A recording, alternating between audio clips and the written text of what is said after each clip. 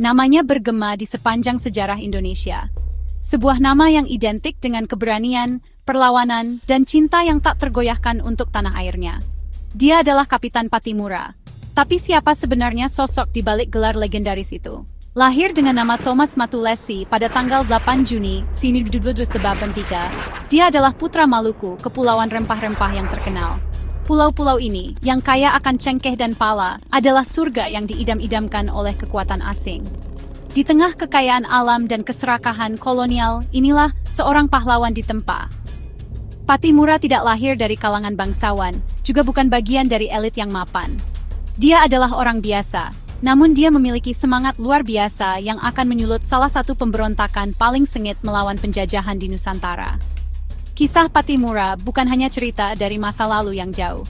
Ini adalah pengingat yang kuat akan harga sebuah kebebasan. Ini berbicara tentang seorang pemimpin yang bangkit dari rakyat, merasakan penderitaan mereka, dan memilih untuk melawan ketidakadilan, bahkan ketika peluang sangat tidak menguntungkan baginya. Asal-usulnya berakar di Desa Haria di Pulau Saparua, sebuah titik kecil di lautan luas Indonesia, namun tempat yang akan menjadi pusat perjuangan monumental.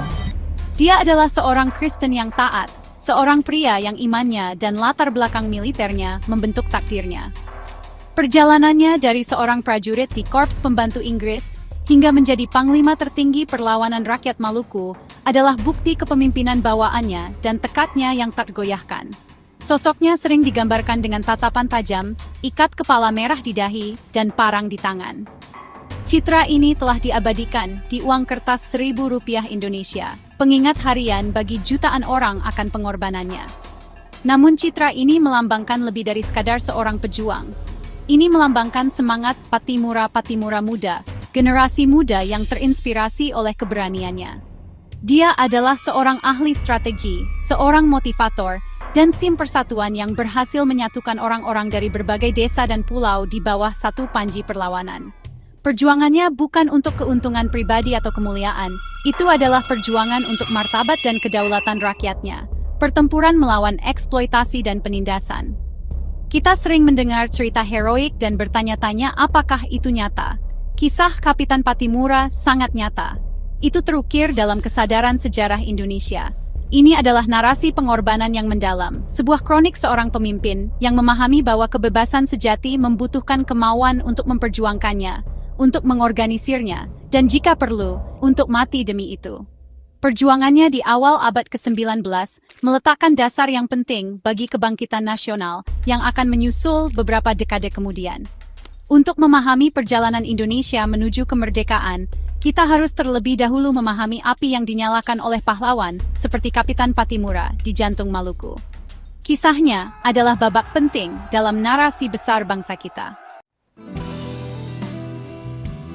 Thomas Matulesi lahir dari keluarga sederhana. Ayahnya bernama Franz Matulesi dan ibunya Francina Silahoy.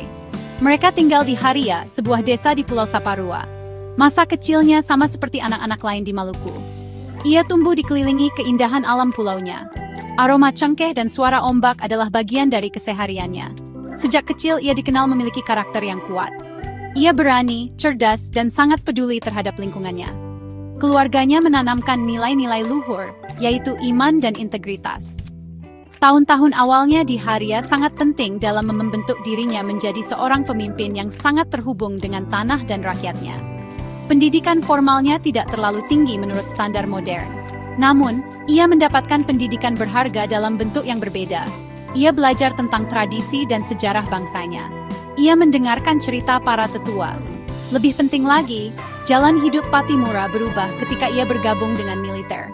Selama masa singkat pemerintahan Inggris di Hindia Timur, ia mendaftar di Korps Tambahan Inggris. Di sana, ia menerima pelatihan militer formal. Ia belajar tentang disiplin, strategi, dan perang modern. Ia naik pangkat, akhirnya mencapai posisi Sersan Mayor. Pengalaman militer ini bukan hanya pekerjaan, itu adalah kelas yang mempersiapkannya untuk peran utamanya sebagai pemimpin perlawanan. Waktunya di militer Inggris memberinya perspektif yang unik. Ia melihat langsung bagaimana pasukan militer yang terorganisir dengan baik beroperasi. Ia memahami pentingnya struktur komando, logistik, dan perencanaan taktis. Pengetahuan ini akan terbukti sangat berharga di kemudian hari. Ketika Inggris menyerahkan Maluku kembali kepada Belanda pada tahun 1816, Patimura dan tentara lokal lainnya diberhentikan. Mereka ditinggalkan tanpa posisi dan tanpa pensiun. Pengalaman pribadi ini, yaitu disingkirkan oleh kekuatan kolonial, memicu rasa ketidakadilan dalam dirinya. Ia kembali ke desanya di Haria, bukan sebagai prajurit yang kalah, melainkan sebagai veteran berpengalaman dengan pemahaman mendalam tentang kekuatan dan kelemahan musuhnya. Kembali di Haria, Thomas Matulesi bukan lagi sekadar penduduk desa. Ia adalah sosok yang dihormati, seorang pria dengan pengalaman militer dan pemahaman yang jelas tentang dunia yang lebih luas. Rakyat memandangnya. Mereka melihat dalam dirinya seorang pemimpin potensial yang bisa menyuarakan keluhan mereka.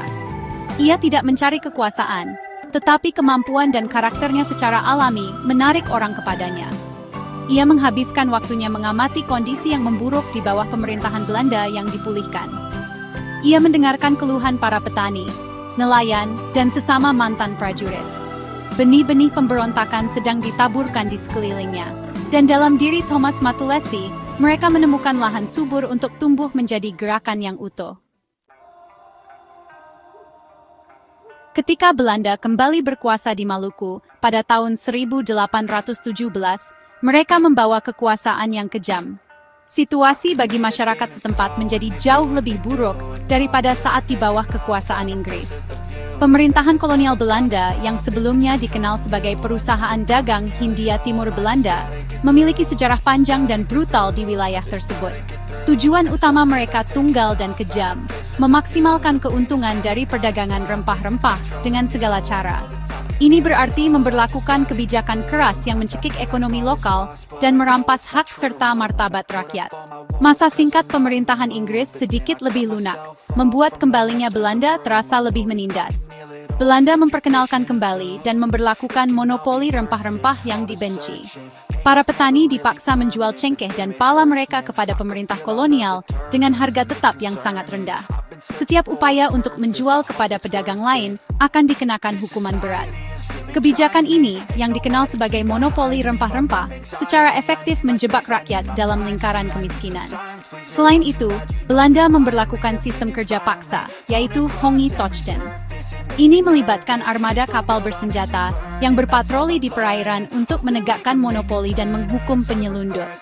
Mereka juga memaksa penduduk desa untuk menebang pohon cengkeh mereka sendiri, agar pasokan tetap rendah dan harga tetap tinggi di pasar Eropa. Sebuah pukulan telak bagi mata pencarian lokal.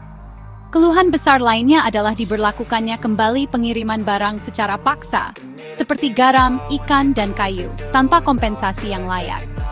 Ini pada dasarnya adalah bentuk pajak melalui tenaga kerja dan barang, yang menempatkan beban besar pada rakyat. Belanda juga mencetak uang kertas mereka sendiri, yang tidak dipercaya oleh penduduk setempat. Mereka menuntut pembayaran dilakukan dengan mata uang baru ini. Tetapi rakyat lebih suka koin lama yang lebih stabil. Kebijakan moneter ini menciptakan kebingungan dan ketidakstabilan ekonomi, semakin membuat marah penduduk. Pemerintahan Belanda menunjukkan sedikit atau bahkan tidak ada rasa hormat terhadap adat istiadat dan tradisi lokal, seringkali mengganggu wewenang para pemimpin desa. Situasi itu seperti tong mesiu yang menunggu percikan. Ketidakpuasan terasa di setiap desa dan di setiap pulau. Orang-orang berbisik di pasar, di rumah-rumah mereka, dan di gereja-gereja. Mereka lelah dengan kemiskinan, kerja paksa, dan penghinaan yang terus-menerus. Mantan tentara, seperti Patimura, yang telah diberhentikan oleh Belanda tanpa pensiun, menambah lapisan kebencian. Mereka adalah orang-orang terlatih, kini menganggur dan kehilangan hak-haknya. Penderitaan kolektif rakyat Maluku menciptakan lahan subur untuk perlawanan. Mereka membutuhkan seorang pemimpin, seseorang untuk menyatukan suara mereka dan menyalurkan kemarahan mereka ke dalam tindakan terorganisir. Panggung telah diatur untuk munculnya seorang pahlawan. Thomas Matulesi tidak memutuskan untuk memimpin perang dalam semalam. Keputusan itu lahir dari serangkaian pertemuan rahasia dan permohonan tulus dari rakyatnya. Para pemimpin dari Saparua dan pulau-pulau sekitarnya mulai berkumpul, membahas kebijakan Belanda yang tak tertahankan. Mereka menyadari bahwa protes individu yang tidak terkoordinasi tidak ada gunanya. Mereka membutuhkan front persatuan, seorang komandan tunggal yang bisa memimpin mereka semua. Pada tanggal 14 Mei 1817, sebuah pertemuan penting diadakan di Gunung Saniri. Itu adalah pertemuan para kepala desa, ketua masyarakat, dan tokoh-tokoh terkemuka. Dalam pertemuan bersejarah ini, mereka dengan suara bulat memilih Thomas Matulesi untuk menjadi pemimpin mereka, panglima tertinggi mereka dalam perjuangan untuk kebebasan. Pada saat inilah ia dianugerahi gelar Kapitan Patimura. Nama Patimura sendiri sangat penting, yang berarti penguasa bangsawan atau raja yang murah hati. Dengan menerima gelar ini, ia menerima tanggung jawab besar untuk memimpin rakyatnya melawan kekaisaran kolonial yang kuat. Ia dipilih karena beberapa alasan. Latar belakang militernya sebagai sersan mayor adalah faktor kunci. Ia tahu bagaimana mengatur pasukan, merencanakan serangan, dan menanamkan disiplin. Namun lebih dari itu, ia dipercaya. Ia dikenal karena integritasnya, keberaniannya, dan cintanya yang mendalam terhadap tanah airnya. Ia bukanlah orang yang didorong oleh ambisi, tetapi oleh rasa keadilan dan kewajiban yang mendalam terhadap rakyatnya. Tindakan pertama Patimura sebagai komandan adalah mengkonsolidasikan pasukannya dan mengartikulasikan alasan perjuangan mereka.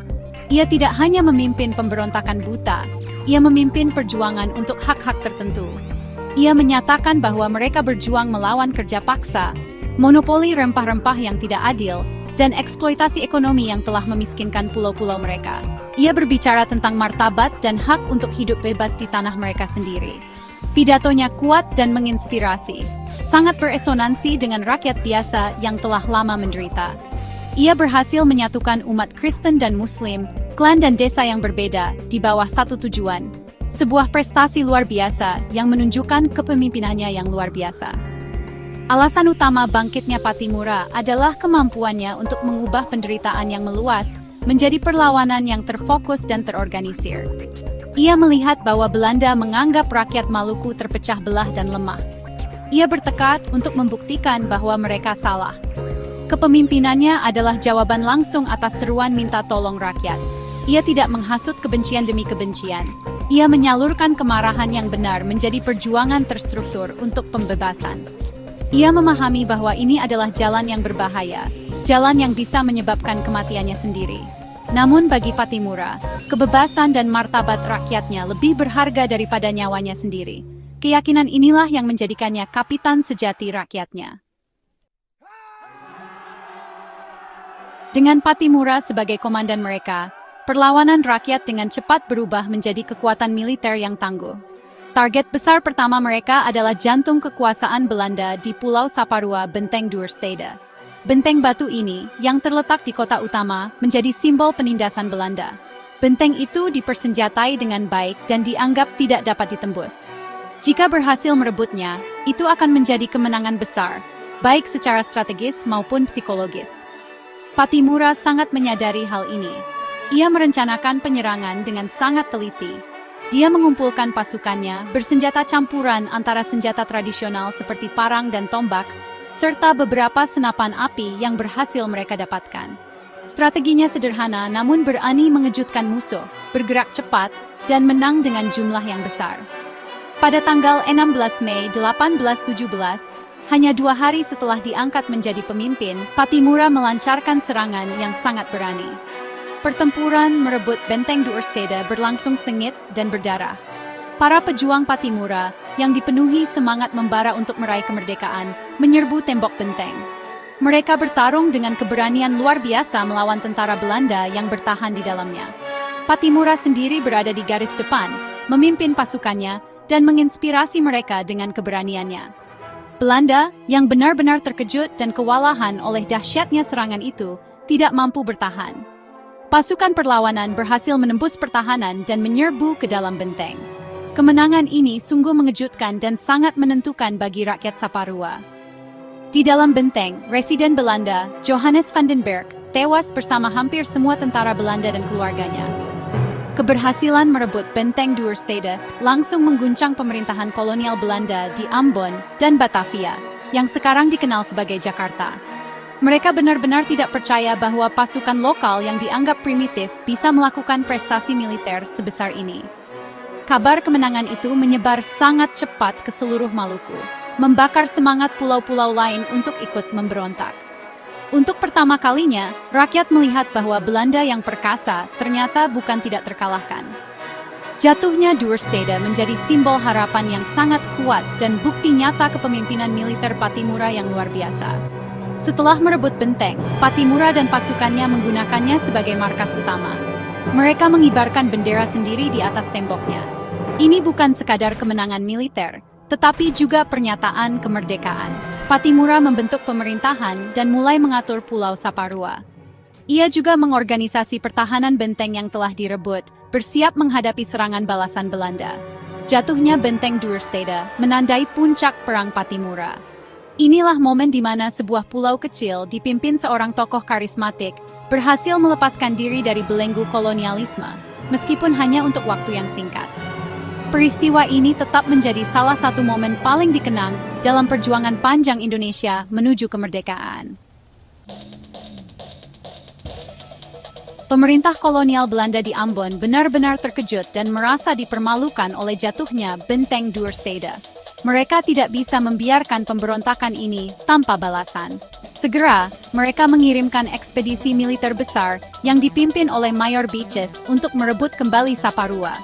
Mereka sangat yakin bahwa persenjataan canggih dan pasukan profesional mereka akan dengan mudah menghancurkan perlawanan Pattimura. Tapi, mereka sungguh-sungguh meremehkan kecerdikan strategi Pattimura. Ia bukan hanya seorang pejuang pemberani, tapi juga komandan yang sangat paham seluk-beluk tanah kelahirannya. Jauh lebih baik daripada Belanda sendiri. Pattimura tahu, ia tidak mungkin menang jika bertarung secara terbuka melawan tentara Belanda. Karena itu, ia memilih menggunakan taktik perang gerilya. Alih-alih menunggu Belanda menyerang benteng, ia justru membawa pertempuran ke wilayah musuh. Ia membagi para pejuangnya menjadi kelompok-kelompok kecil yang lincah. Mereka memanfaatkan pengetahuan mendalam tentang hutan lebat, jalan setapak sempit, dan teluk-teluk di pulau itu untuk keuntungan mereka. Saat pasukan Mayor Beaches mendarat di Saparua, mereka tidak menemukan satu pasukan besar yang siap bertempur. Sebaliknya, mereka terus-menerus disergap secara tiba-tiba. Pasukan Pattimura menyerang dengan cepat dari balik hutan, melukai musuh, lalu menghilang sebelum Belanda sempat membalas. Strategi ini membuat pasukan Belanda frustrasi dan kehilangan semangat, karena mereka tidak terbiasa menghadapi cara bertempur seperti itu. Taktik serang dan menghilang ini benar-benar efektif. Tentara Belanda berjalan di wilayah yang asing dan penuh bahaya, selalu waspada, tidak pernah tahu dari mana serangan berikutnya akan datang. Pasukan Pattimura juga berhasil mengacaukan jalur logistik Belanda, sehingga mereka kesulitan mendapatkan makanan dan amunisi. Iklim tropis yang panas dan penyakit pun memperburuk keadaan pasukan Eropa. Dalam serangkaian pertempuran kecil, pasukan Pattimura berhasil mengalahkan ekspedisi Mayor Beaches. Belanda terpaksa mundur kembali ke Ambon dengan kekalahan besar. Bahkan Mayor Beaches sendiri tewas dalam pertempuran. Kemenangan ini semakin mengukuhkan reputasi Pattimura sebagai ahli strategi militer yang brilian. Kepemimpinan Pattimura tidak hanya dalam hal taktik perang. Ia juga membangun struktur komando yang rapi. Ia menunjuk pemimpin-pemimpin andal sebagai kapten di berbagai wilayah, seperti Anthony Ribok, Philips Latumahina, dan seorang perempuan muda pemberani bernama Christina Martha Tiahahu, yang memainkan peran penting dalam perlawanan. Dengan membagi komando, pemberontakan bisa meluas dan terkoordinasi di beberapa pulau. Ia juga membentuk jaringan mata-mata dan kurir untuk memantau pergerakan Belanda. Kehebatan Pattimura terletak pada kemampuannya menggabungkan perang gerilya dengan organisasi perlawanan yang solid, menjadikan seluruh kawasan sebagai medan pertempuran yang tidak bisa dikuasai Belanda. Keberhasilan perlawanan Pattimura terus-menerus menjadi duri dalam daging bagi kekuasaan Belanda. Mereka kehilangan banyak tentara, komandan, dan juga harga diri. Belanda akhirnya sadar, mengalahkan Pattimura di medan perang ternyata sangat sulit. Karena itu, mereka pun beralih ke taktik yang lebih licik, pengkhianatan. Belanda mulai menawarkan hadiah besar bagi siapa saja yang bisa menangkap Pattimura, hidup atau mati. Mereka menggunakan strategi adu domba, mencoba memecah belah para pemimpin lokal. Mereka menjanjikan kekuasaan, uang, dan pengampunan bagi siapapun yang mau mengkhianati komandannya. Selama berbulan-bulan, loyalitas rakyat Maluku tetap teguh. Tidak ada yang mau menjual pahlawan mereka. Namun, tekanan yang tiada henti dan janji kekayaan akhirnya menggoyahkan sebagian orang. Belanda pun menemukan titik lemahnya. Detail pengkhianatan ini memang menyakitkan untuk dikenang. Bukan pertempuran besar yang membuat Pattimura tertangkap, melainkan sebuah pengkhianatan yang sunyi. Pada bulan November tahun 1817, setelah berbulan-bulan pertempuran sengit, lokasi Pattimura di sebuah rumah di desa Sirisori bocor ke pihak Belanda. Informasi ini, menurut cerita, datang dari Raja Bowie, desa tetangga. Berdasarkan informasi itu, pasukan Belanda mengepung rumah Pattimura tengah malam. Pattimura dan para pengikut setianya benar-benar tidak siap. Tidak ada jalan keluar. Mereka kalah jumlah dan terkepung. Pattimura pun tertangkap. Orang yang memimpin pemberontakan besar dan mengalahkan Belanda di medan tempur, akhirnya tumbang karena pengkhianatan dari dalam komunitasnya sendiri. Penangkapan Pattimura menjadi pukulan telak bagi semangat perlawanan. Dengan hilangnya pemimpin yang karismatik dan strategis, gerakan mulai goyah.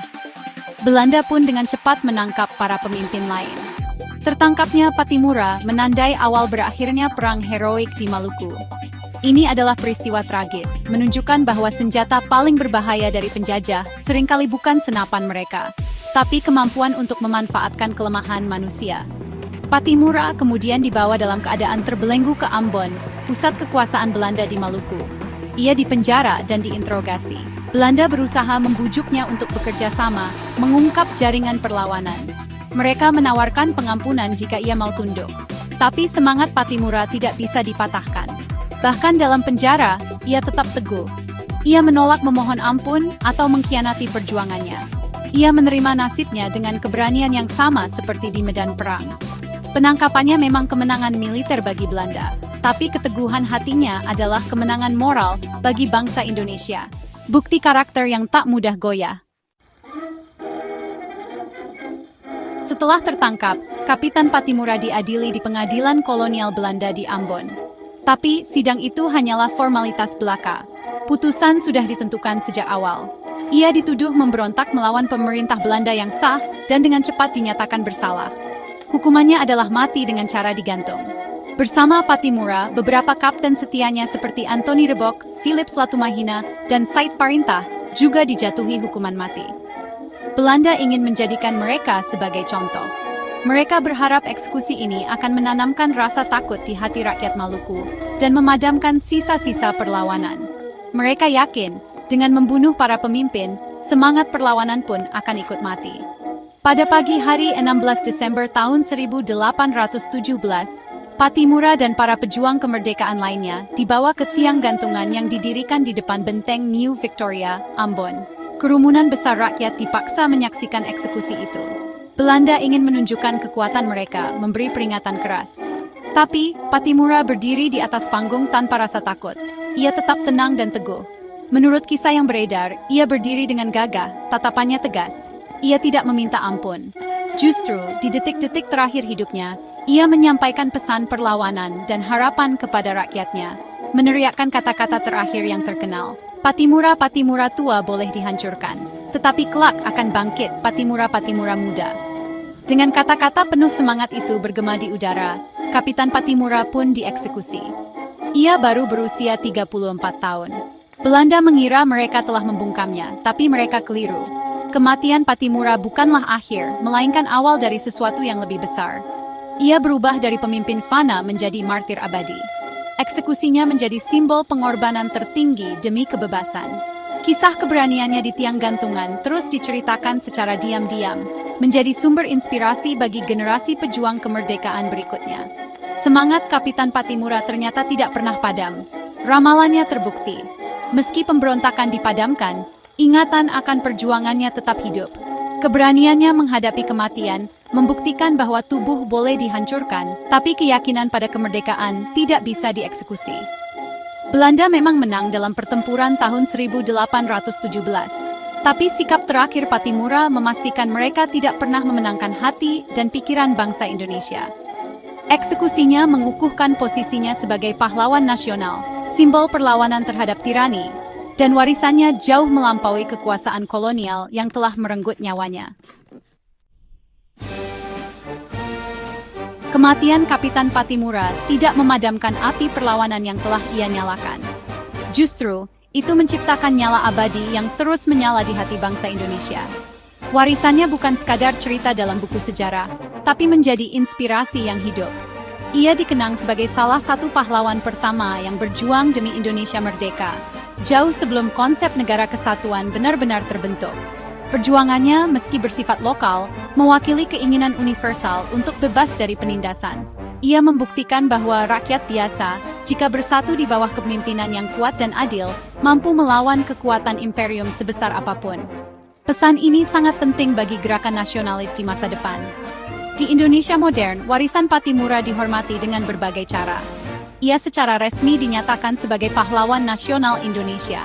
Wajahnya, seperti yang disebutkan, menghiasi uang Rp1.000, membuatnya akrab dalam kehidupan sehari-hari jutaan orang. Universitas, jalan, dan komando militer di seluruh negeri banyak yang memakai namanya, terutama Universitas Pattimura di Ambon. Setiap tanggal 15 Mei, masyarakat Maluku memperingati Hari Pattimura dengan upacara dan perayaan, menjaga ingatan dan semangat juangnya tetap hidup. Peringatan ini menjadi pengingat kuat bagi generasi muda akan pengorbanan yang dilakukan demi kemerdekaan yang mereka nikmati sekarang. Dampak perjuangannya sangat besar. Ia membuktikan bahwa perlawanan itu mungkin, dan meletakkan dasar bagi pemberontakan-pemberontakan selanjutnya melawan penjajahan di seluruh Nusantara. Perang Pattimura menginspirasi pahlawan lain, seperti Pangeran Diponegoro di Jawa, yang memimpin perang besar melawan Belanda beberapa tahun kemudian. Kemampuan Pattimura menyatukan berbagai kelompok, Kristen dan Muslim, beragam suku dan desa, menjadi cikal bakal semboyan nasional, Bhinneka Tunggal Ika. Ia membuktikan bahwa cinta tanah air bisa melampaui perbedaan agama dan suku, pelajaran penting untuk Indonesia di masa depan. Pada akhirnya, kisah Kapitan Pattimura adalah kisah tentang harapan. Ini menjadi bukti kekuatan jiwa manusia untuk melawan ketidakadilan. Ia berjuang demi martabat bangsanya, demi hak untuk menikmati hasil bumi sendiri, dan demi kebebasan hidup tanpa rasa takut. Meski ia dikalahkan dan dieksekusi, cita-citanya menang. Pattimura muda yang ia sebut benar-benar bangkit dari generasi ke generasi, hingga puncaknya pada proklamasi kemerdekaan Indonesia tahun 1945. Warisan Kapitan Pattimura adalah nyala abadi, pengingat bahwa perjuangan demi keadilan selalu layak dilakukan. Dan semangat pahlawan sejati tidak akan pernah padam. Alright.